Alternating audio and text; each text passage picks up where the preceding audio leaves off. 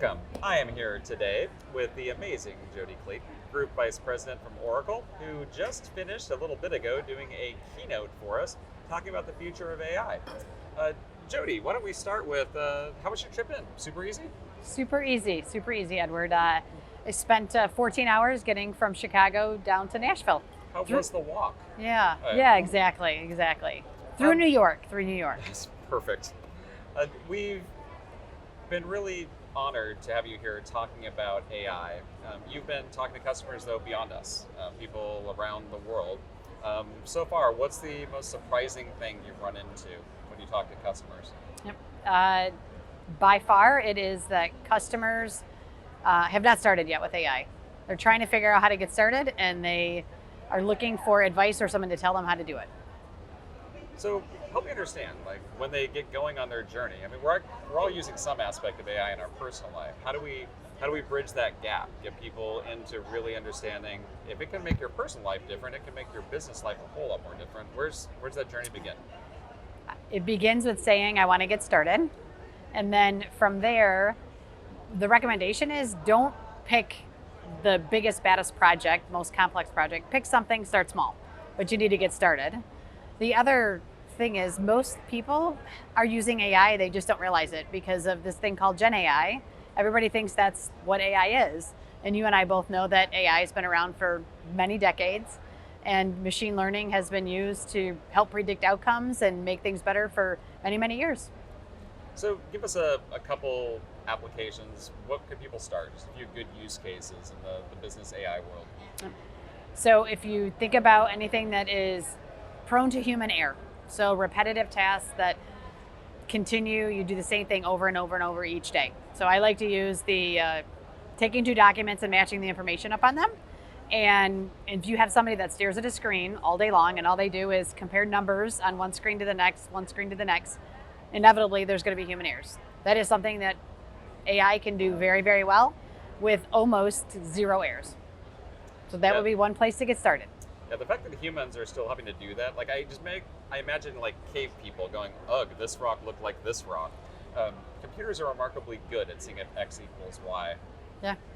So you're over emerging technologies for North America. Obviously AI is what's on everyone's mind right now, but help me understand what other aspects of emerging technology are happening right now in the world. Yeah. So for us right now, it is mostly about AI and more AI.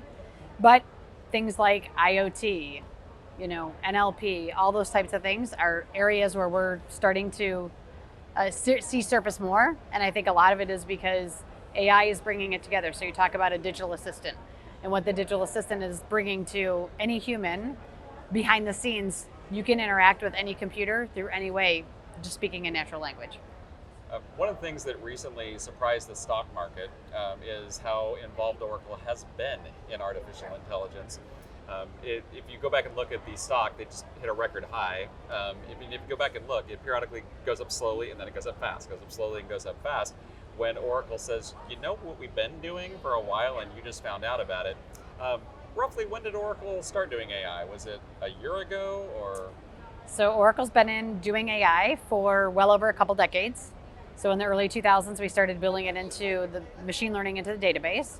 And then over time, we have continued to build out algorithms and machine learning capabilities into our entire stack.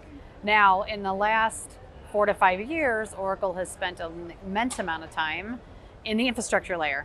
So compare us to an AWS or GCP, and the investment we made in the networking, as well as the processing power, which is one of the 3 key ingredients you need in order to do AI well, Oracle has perfected that. So now we are one of the fastest at processing AI workloads, which if you know anything about AI, you need a lot of data. It's got to be good and you got to process it somewhere. Well, yeah. And that would be why the stock market liked us. Yes. I think the stock market also found out just how many GPUs Oracle has sitting in various data centers out there, and nobody can find the H100s these days. But apparently Oracle is the place to go. So this is probably your first Kscope. You may have come like many, many years ago, but it's a very different organization. So first thoughts, what do you think about it? Very impressed, and I have to say that I enjoyed the keynote. That was very fun this morning. But I did just enjoy the Women in Technology Luncheon. It was great to get together with a lot of different women and talk about different challenges and opportunities. And that's something that I'm very passionate about as a leader at Oracle. And now I run a group similar to this at Oracle. I work as part of a committee that chairs it. And so now we're going to trade ideas and make not only Women in Technology for Kscope, but also better for people at Oracle. That's awesome.